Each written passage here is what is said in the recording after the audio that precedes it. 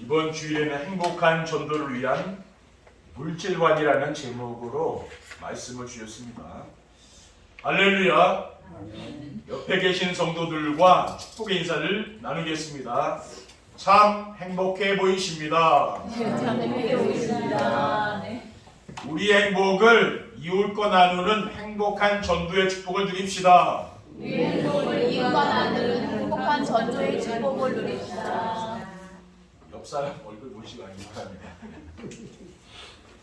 행복한 전도는 세계 복음화를 위한 새로운 전도 전략이요, 가나언약교회 시대를 위해 하나님이 주신 최고의 선물입니다. 하나님은 우리의 수준과 상관없이 가나언약교회 시대를 열라는 말씀을 주시고 전무후무하고 기념비적인 교회를 세우기 위한 기도를 하게 하신 후에 237 전도를 위한 응답 25란 말씀을 주셨습니다. 25란 말은 세상에 없는 시간이죠. 이것은 하나님의 시간을 말하는 겁니다. 237 전도를 위한 응답 25란 무엇입니까? 사람들이 찾아오는 행복한 전도가 되도록 하나님이 함께 하시는 증거를 주시겠다는 것입니다. 하나님이 함께 하시는 증거가 무엇입니까? 삶 현장에서 말씀이 성취되고 전도가 되어지며 기도응답이 일어나는 것입니다. 다른 것으로는 우리가 하나님이 우리와 함께하는 것을 느낄 수가 없는 거죠. 그러면은 세상에 부러운 사람이 없을 만큼 만족하고 두려운 것이 없는 행복한 삶을 살며 주변 사람들에게 그 행복을 나누어주는 행복한 전도가 되는 것입니다. 이처럼 행복한 전도로 우리를 인도해 주신 하나님께서 오늘 우리에게 주신 말씀은 행복한 전도를 위한 물질관입니다. 오늘도 예배를 통하여 하나님의 은혜가 임하시기를 주님의 이름으로 축원드립니다. 아멘. 행복한 전도를 위해 어떤 물질관을 가져야 됩니까? 우리가 가지고 누리는 모든 것의 주인은 하나님이시라는 것입니다. 왜 우리가 가지고 누리는 모든 것의 주인은 하나님이십니까? 왜냐하면 만물이 주에게서 나오고 주로 말미암고 주에게로 돌아간다고 했기 때문입니다. 로마서 11장 36절에 이는 만물이 주에게서 나오고 주로 말미암고 주에게로 돌아갑니다. 그에게 영광이 세세 있을지어다. 아멘 이라고 했습니다. 그리고 주신 이도 여호와시요 거두시는 이도 여호와시오니라고 했기 때문입니다. 욥기 1장 21절에 보면은 이르되 내가 모태에서 알몸으로 나왔사온즉 또한 알몸이 그리로 돌아가올지라 주신 이도 여호와시요 거두신 이도 여호와시오니 여호와 이름이 찬송을 받으실지니이다. 그러니까 욥은 하루아침에 자기 전 재산을 잃어버렸잖아요. 세계적인 가문인데 다 잃어버리고 자식도 다 잃어버렸습니다. 그 욥이 한 고백이라니까요. 그리고 우리가 주의 손에서 받은 것으로 주께 드렸을 뿐이라고 했기 때문입니다. 다윗 왕은 성전을 지을 준비를 마치고 이렇게 고백을 했습니다. 역대상 29장 13절 입자절에 우리 하나님이여 이제 우리가 주께 감사하오며 주의 영화로운 이름을 찬양하나이다. 나와 내 백성이 무엇이기에 이처럼 즐거운 마음으로 드릴 힘이 있었나이까. 모든 것이 주께로 말미암았사오니 우리가 주의 손에서 받은 것으로 주께 드렸을 뿐이다 라고 했습니다. 하나님이 성전을 지을 준비를 이 다윗을 통해서 다 했잖아요. 그리고 솔로몬 왕이 그 아들이 성전을 건축하지 않았습니까? 하나님이 모든 걸 다 준비해 놓으신 거죠. 그 고백을 한 겁니다. 둘째, 하나님은 우리에게 사용권을 주셨지 소유권을 주시지 않았다는 겁니다. 하나님은 우리에게 사용권을 주셨지 소유권을 주시지 않았다는 것은 무슨 말입니까? 재물을 쓰지 않고 쌓아두는 사람은 어리석은 사람이라고 합니다. 누가복음 12장 20절에 보면은요. 또 내가 내 영혼에게 이르되 영혼아 여러 해 쓸 물건을 많이 쌓아두었으니 평안히 쉬고 먹고 마시고 즐거워하지 아니라 하되 하나님은 이르시되 어리석은 자여 오늘 밤에 네 영혼을 도로 찾으리니 그러면 네 준비한 것이 누구의 것이 되겠느냐 하셨으니 자기를 위하여 재물을 쌓아두고 하나님께 대하여 부유하지 못한 자가 이와 같으니라고 예수님께서 말씀하셨습니다. 그리고 재물은 스스로 날개를 내어 하늘을 나는 독수리처럼 날아간다고 했습니다. 잠언 23장 5절에 보면은 내가 어찌 허무한 것에 주목하겠느냐 정령이 재물은 스스로 날개를 내어 하늘을 나는 독수리처럼 날아가리라. 부모가 아무리 재산을 땀 흘려서 많이 모아도요 자기들이 한순간에 다 쓰는 경우 많잖아요. 그거 어떡하겠습니까? 그리고 불의한 청지기 비유에 말씀하시기를 불의의 재물로 친구를 사귀라고 했습니다. 누가복음 16장 9절에 보면 내가 너희에게 말하노니 불의의 재물로 친구를 사귀라. 그리하면 그 재물이 없어질 때에 그들이 너희를 영주한 촛수로 영접하리라고 했습니다. 셋째, 나에게 있는 모든 것이 하나님으로부터 온 것임을 인정하고 드리는 것이 헌금입니다. 왜 나에게 있는 모든 것이 하나님으로부터 온 것임을 인정하고 드리는 것이 헌금입니까? 왜냐하면은 은도 내 것이요 금도 내 것이라 만군의 여호와의 말이니라고 했기 때문입니다. 학개서 2장 8절 9절을 보면은요. 은도 내 것이요 금도 내 것이니라 만군의 여호와의 말이니라. 이 성전의 낮은 영광이 이전 영광보다 크리라. 만군의 여호와의 말이니라. 내가 이곳에 평강을 주리라. 만군의 여호와의 말이니라. 하나님께서 하시는 말씀 아닙니까? 학개 선지자에게요. 그리고 자기 재물을 조금이라도 자기 것이라 하는 이가 없다고 하나도 없더라고 했기 때문입니다. 본문 32절에 보면은 믿는 무리가 한 마음과 한 뜻이 되어 모든 물건을 서로 통용하고 자기 재물을 조금이라도 자기 것이라 하는 이가 하나도 없다라고 했어요.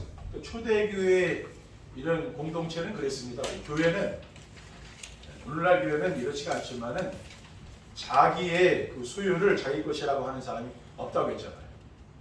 그리고 구브로에서 난 레위족 바나바는 자기 밭을 팔아 그 값을 사도들에게 드렸기 때문입니다.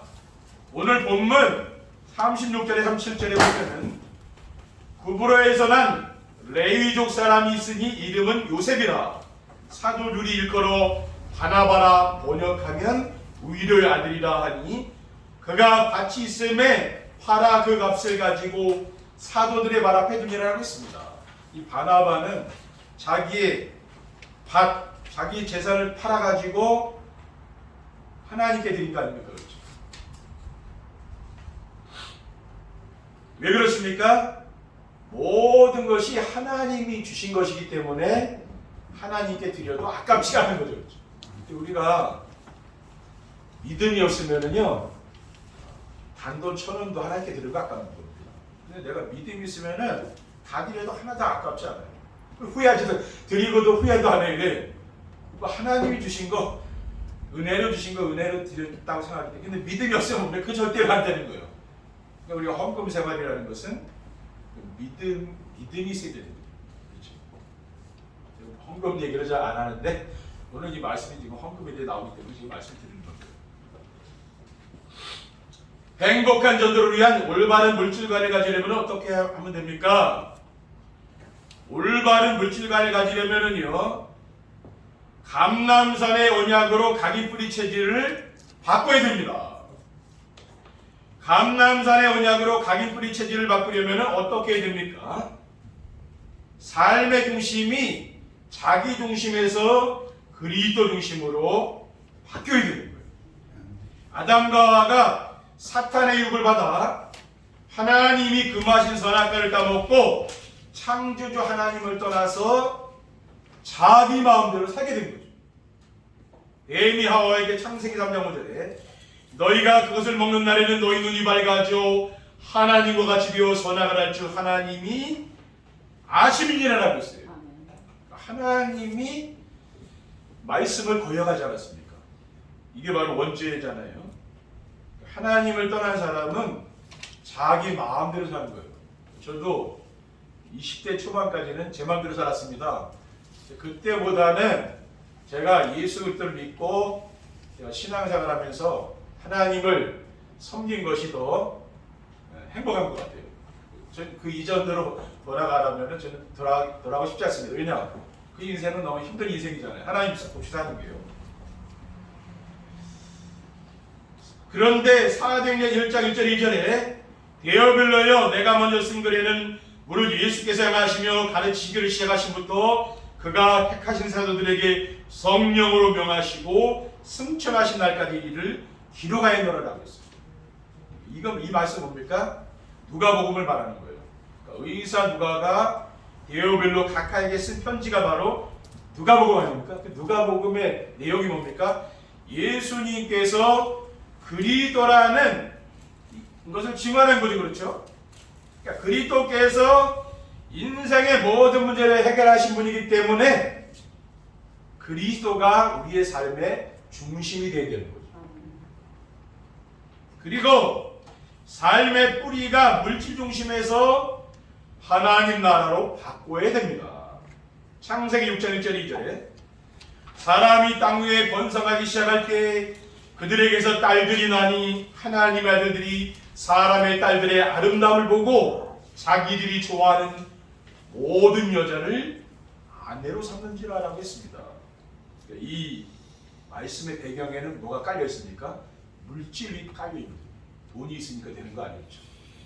돈 가지고 사람들이 살아가고 그거 왜 그렇습니까? 돈이 있으니까 되는 거죠. 그게 세상 아닙니까? 그런데 사도행전 1장 3절에 그가 고난받으신 이후에 또한 그들에게 확실한 많은 증거로 친히 살아계심을 나타내사 40일 동안 그들에게 보이시며 하나님 나라의 일을 말씀하시니라라고 했습니다.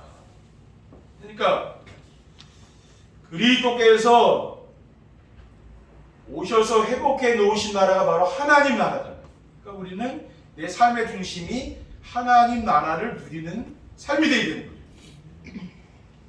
그리고 삶의 체질이 성공 중심에서 성령 충만으로 바뀌어야 됩니다. 창세기 11장 3절에 4절에 서로 말하되 자 벽돌을 만들어 견고히 굽자 하고 이에 벽돌로 돌을 대신하여 하며 역청으로 진흙을 대신하고 또 말하되 자 성읍과 탑을 건설하여 그 탑 꼭대기를 하늘에 닿게 하여 우리 이름을 내고 온 지면에 흩어짐을 면하자 하였더니라고 했습니다. 자기 이름을 내는 거예요. 세상 성공 중심이에요. 바벨탑 쌓는데 그건 무너졌잖아요.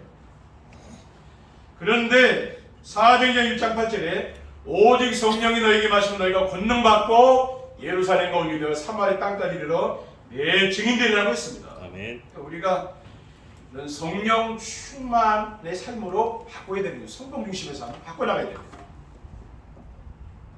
둘째, 마가다락방에 성령 충만으로 재창조 역사가 일어나야 됩니다. 마가다락방에 성령 충만으로 재창조 역사가 일어나면은 어떻게 됩니까? 그러니까 마가다락방에 성령 충만을 체험하게 되면은 그리스도가 오직이 돼요. 성령 충만한 초대교회 성도들은 사도행전 5장 42절에 그들이 날마다 성전에 있든지 집에 있든지 예수는 그리스도라고 가르치기와 전도하기를 그치지 아니하니라라고 했습니다. 왜 이런 일이 일어났습니까? 그리스도가 오직 됐으니까 성령 충만 받으니까 이런 일이 일어나는 거예요. 그렇죠? 그리스도가 오직이 되려면은 갈라디아 2장 2절을 암송하고 묵상해야 됩니다. 내가 그리스도와 함께 십자가에 못 박혔나니 그런즉 이제는 내가 사는 것이 아니요 오직 내 안에 그리스도가 사는 것이다. 이제 내가 육체 가운데 사는 것은 나를 사랑하사 나를 위하여 자기 자신을 버리신 하나님의 아들을 믿는 믿음 안에 사는 것이라고 했습니다. 그러니까 세상 사람들은 자기가 주인이 되어 있잖아요. 근데 우리는 뭡니까? 오직 그리스도가 내 삶의 주인이 되어 있어요. 아멘. 오직 그리스도가 되어야 되는 거죠. 그렇죠? 그리고 마가다락방에 성령 충만을 체험하게 되면 하나님의 나라가 이루어집니다. 성령 충만 받으면 하나님 나라가 이루어집니다. 하나님 나라는 성삼위 하나님이 함께 하시는 것을 누리며 사는 것입니다. 그게 바로 하나님 나라예요. 로마서 14장 17절에 하나님 나라는 먹는 것과 마시는 것이 아니요 오직 성령 안에 있는 의와 평강과 실함이라. 하나님 나라를 우리의 삶 속에서 누려야 되는 거예요. 주님이 주시는 이 평안함, 그 기쁨, 감사, 이것을 누리는 걸 사는 겁니다. 그리고 마가다락방에 성령 충만을 체험하면은 새로운 피조물로 거듭나게 돼요. 새로운 피조물이 됩니다. 고린도후서 5장 17절에 그런 중 누구든지 그리스도 안에 있으면 새로운 피조물이라 이전 것을 지나갔으니 보라 새 것이 되었도다라고 했어요. 내가 새롭게 변화되는 거예요. 옛사람은 내가 죽고 그리스도로 말미암아 내가 새로운 사람들, 성령 충만함을 받으면 그렇게 됩니다. 셋째, 인생의 생사복을 주관하시는 하나님을 믿고 그리스도가 주인이 되시게 됩니다. 인생의 생사복을 주관하시는 하나님을 믿고 그리스도가 주인이 되시려면 어떻게 됩니까? 여호와는 죽이기도 하시고 살리기도 하시며 가난하게도 하시고 부하게도 하십니다. 사무엘상 2장 6절에 7절 말씀이에요. 여호와는 죽이기도 하시고 살리기도 하시며 수월에 내리게도 하시고 거기에서 올리기도 하시는도다. 여호와는 가난하게도 하시고 부하게도 하시며 낮추기도 하시고 높이기도 하시는도다. 그러니까 모든 것을 하나님이 주관하신다는 말이에요. 그것을 우리는 믿어야 되는 거죠. 그리고 예수가 그리스도이심을 믿고 영접하면은 하나님 자녀가 되는 권세를 주세요. 요한복음 1장 12절에 영접하는 자 곧 그 이름을 믿는 자들에게는 하나님의 자녀가 되는 권세를 줬어요. 여러분들이 이제 마귀 자녀가 아닙니다. 뭡니까? 하나님의 자녀죠. 우리 신분이잖아요. 이건 영원히 변하지 않아요. 천국 갈 때까지. 하나님은 하나님 자녀에게 복을 내리시는 분이죠. 그렇지. 내가 자녀니까 복을 주는 거예요. 그리고 그리스도가 주인이 되시면은 물이 변하여 포도주가 되는 역사가 일어납니다. 우리의 삶 속에서 기적이 일어난다는 말이에요. 그렇죠. 왜 그리스도가 주인 되면 그렇게 됩니다. 가나 결혼잔치에서 예수님과 예수님의 또 형제들 또 제자들이 다 초대받았잖아요. 요한복음 2장 5절 9절 보면은요. 그의 어머니가 하인들에게 이르되 너희에게 무슨 말씀을 하시든지 그대로 하라니라. 거기에 유대인의 정결 예식을 따라 두세 통 드는 돌 항아리 6이 놓였는지라. 예수께서 그들에게 이르시되 항아리에 물을 채우라 하신즉 아기까지 채우니 이제는 떠서 연회장에게 갖다 주라 하심에 갖다 주었더니 연회장은 물로 된 포도주를 맛보고도 어디서 났는지 알지 못하되 물돈 하인들은 알더라라고 했어요. 유대인의 그 결혼식은 그 정결 예식을 위해 손을 씻는 예식을 위해서 항아리를 준비했습니다. 근데 그 항아리 6을 준비했는데 포도주가 떨어졌으니까 마리아가 그 어머니가 그 하인들에게 거기 물을 그 예수님 무슨 말씀하시는지 그대로 하라 했어요. 그러니까 물을 예수님이 떠다 놓으라잖아요. 6 항아리에 가득 떠났는데 그걸 떠다가 연회장에게 주라 했잖아요. 그 결혼식을 주관하는 사람이 있는 거죠. 그냥 그 포도주를 보니까 전에 포도주보다 더 맛있다고 했잖아요. 예수님께서 말씀하시니까 뭡니까? 물이 포도주가 된 거예요. 그렇죠? 왜냐? 이분은 창조주 하나님이기 때문에 주님께서 우리의 가정의 주인 되시면은 뭡니까? 이런 창조 역사가 우리의 삶 속에 나타난다는 거예요. 우리는 뭐 주인을 바꿔야 되는 거예요. 우리의 주인이 뭡니까? 신랑과 신부가 주인이 아닙니다. 엄마 아버지가 주인이 아니에요. 그렇죠? 아내와 남편이 주인이 아니고 뭡니까? 그리스도가 주인 되어야 됩니다. 그러면 여러분 삶 속에 이번 주간에 기적이 일어날 줄 믿습니다. 결론입니다. 행복한 자들을 위한 올바른 물질관을 갖게 되면 어떻게 됩니까? 올바른 물질관을 갖게 되면은요, 예배 시간이 기다려지고 선포되는 말씀이 모두 자신에게 주는 것 같습니다. 모든 것이 하나님이 주신 것이라는 물질에 대한 바른 이해를 하게 되면은요, 예배 시간이 가장 소중합니다. 또 기다려지며 강단에 선포되는 말씀이 나에게 주신 말씀으로 들리는 겁니다. 마태복음 6장 19절에 21절에 너희를 위하여 보물을 땅에 쌓아두지 말라. 거기는 종과 동록이 해하며 도둑이 구멍을 뚫고 도둑질하느니라. 오직 너희를 위하여 보물을 하늘에 쌓아두라. 거기는 좀이나 동록이 해하지 못하며 도둑이 구멍을 뚫지도 못하고 도둑질도 못하느니라. 너희 보물 있는 그곳에는 너희 마음도 있느니라. 여러분이 예배 이 마음이 있는 사람은요, 그건 말하는 내 관심이 어디 있느냐 그게 중요한 거예요. 그렇죠? 왜? 내가 그 마음이 있는 곳에 내가 투자하는 거 아닙니까? 사람은 그렇거든요. 그렇죠? 둘째, 경제 규모가 생기며 적은 소득에도 생활이 궁핍하지 않게 됩니다. 성도들이 물질관을 이제 바르게 하시게 되면은 경제 규모가 생깁니다. 그래서 소득이 많지 않은데도 생활이 어렵지 않고 넉넉한 것을 내가 느끼면서 합니다. 빌립보서 4장 11절 12절에 내가 궁핍함으로 말하는 것이 아니니라. 어떠한 형편이든지 나는 자족하기를 배웠노니 나는 비천에 처할 줄도 알고 풍부에 처할 줄도 알아. 모든 일 곧 배부름과 배고픔과 풍부와 궁핍에도 처할 줄 아는 일체의 비결을 배웠노라 하겠습니다. 사도 바울이 이렇게 고백을 합니다.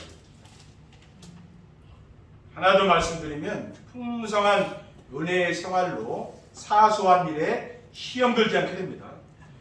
날마다 강단의 메시지로 정시의 축복을 누리며 인생의 근본 문제인 나중심, 물질중심, 성공심의 삶에서 해방되어 그리스도 중심, 하나님 나라 중심, 성령 충만함을 누리게 되면은 풍성한 은혜의 생활, 작은 일에도 시험 들지 않고 담대하고 세상에서 기죽지 않고 당당하게 살아가게 되는 줄 믿습니다.